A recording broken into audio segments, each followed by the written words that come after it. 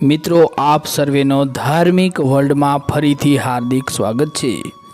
દોસ્તો, આપણી ભારતીય સંસ્કૃતિમાં જન્મથી લઈને મૃત્યુ સુધી કુલ 16 સંસ્કાર જણાવવામાં આવેલ છે, જે પૈકી લગ્ન સંસ્કાર આ 16 સંસ્કારો પૈકીનો એક છે અને આ લગ્ન સંસ્કારને સૌથી મહત્વનું માનવામાં આવે છે। મિત્રો, આપણી ભારતીય સંસ્કૃતિમાં લગ્નને લઈને દરેક સમુદાય અને જાતિએ અલગ અલગ રીત રિવાજો જોવા મળતા હોય છે। આપણી સંસ્કૃતિમાં દરેક રીત રિવાજ પાછળ કાંઈક ને કાંઈક હેતુ છુપાયેલ હોય છે। તેની પાછળ ધાર્મિક કે પછી વૈજ્ઞાનિક કારણ પણ રહેલ હોય છે, અથવા તો કોઈ જીવન ઉપયોગી શીખ પણ આ રીત રિવાજો મારફત આપવામાં આવતી હોય છે।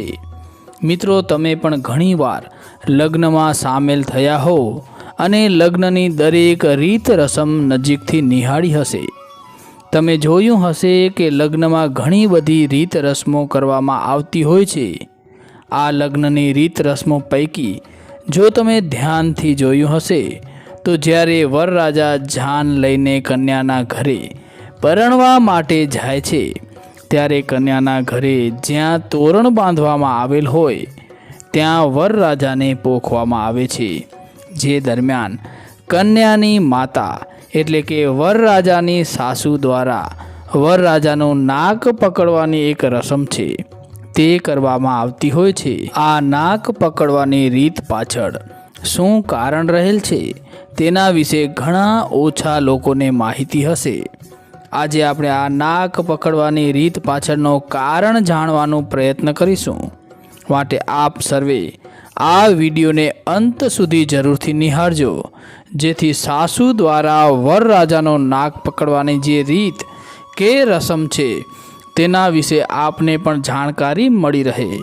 મિત્રો, આપને આ જાણકારી પસંદ આવે તો વિડીયોને લાઈક જરૂરથી કરજો અને આ વિડીયોને તમારા મિત્રો તથા સગા સંબંધીઓ સાથે સોશિયલ મીડિયામાં વધુને વધુ શેર કરજો।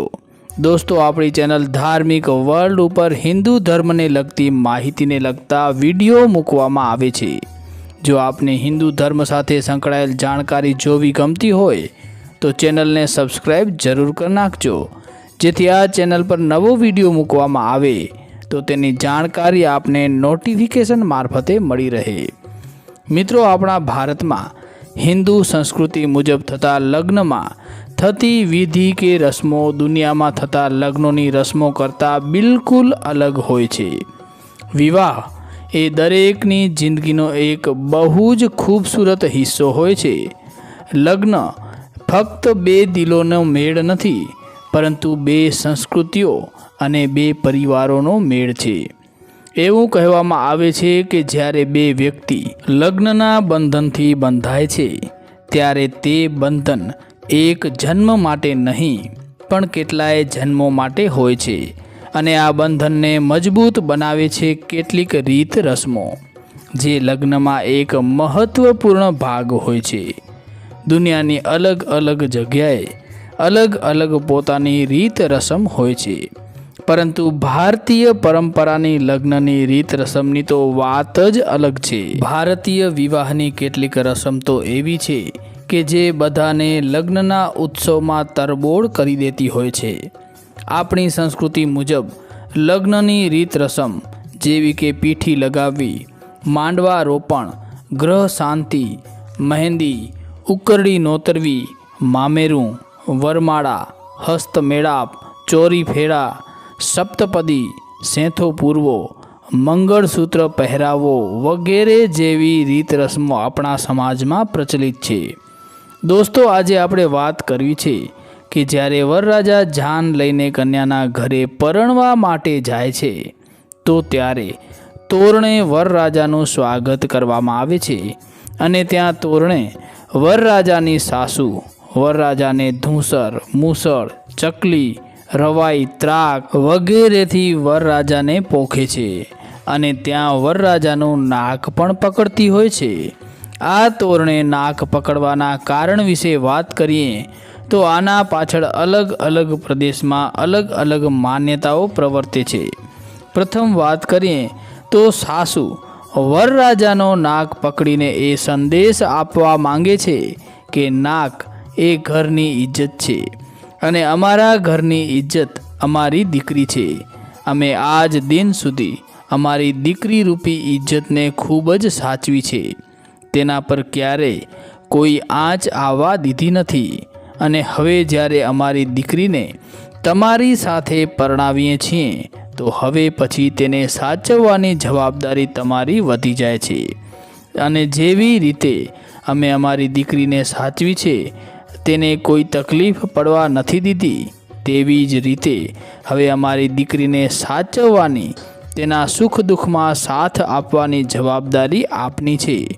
આમ નાકનો સંબંધ ઘરની ઇજ્જતથી છે અને આપણા સમાજમાં બહેન દીકરીની ઇજ્જતને ઘરના નાક સાથે જોડવામાં આવતું હોય છે એવું પણ આપણે ઘણી વખત સાંભળ્યું છે.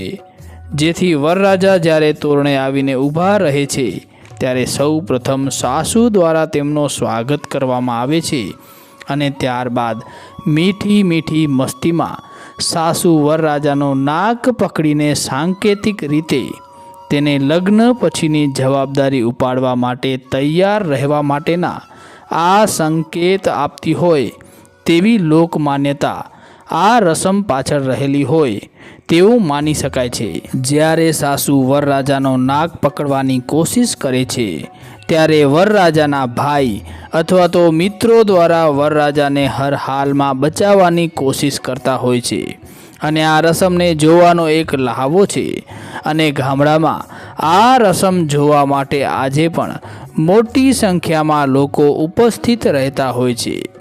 અન્ય માન્યતા વિશે વાત કરીએ તો એવું માનવામાં આવે છે કે સાસુ દ્વારા જમાઈ એટલે કે તોરણે આવેલ વરરાજાની સહનશીલતાની પરીક્ષા કરવામાં આવે છે. આ રસમમાં સાસુ વરરાજાનો નાક ખેંચીને મજાક મસ્કરી કરે છે જેથી વરરાજાના સ્વભાવની જાણકારી દીકરીના પરિવારને ખબર પડે. મિત્રો, તમે ઘણી વખત સાંભળ્યું હશે કે વરરાજાની નાક ખેંચવાની રસમને કારણે જાન પાછી વળી ગઈ હોય, બોલાચાલી થઈ હોય. આ બધી બાબત પરથી તમે આ રસમ પાછળનો કારણ તો જાણી જ ગયા હશો કે નાક ખેંચવાની રસમ પાછળ એક તો વરરાજાની જવાબદારીનું ભાન કરાવવાનો હેતુ રહેલ છે અને વરરાજાની સહનશીલતાની ચકાસણી પણ થઈ શકે છે. મિત્રો, અમને આશા છે કે આ માહિતી આપને જરૂરથી પસંદ આવી હશે. મિત્રો, આ પરંપરા વિશે લોકચર્ચામાં રહેલ કારણો જણાવવાનો પ્રયત્ન કરેલ છે જે તાર્કિક રીતે યોગ્ય લાગે છે. માહિતી પસંદ આવી હોય તો વિડીયોને લાઇક, શેર અને ચેનલને સબસ્ક્રાઈબ કરવાનું ના ભૂલતા. ધન્યવાદ.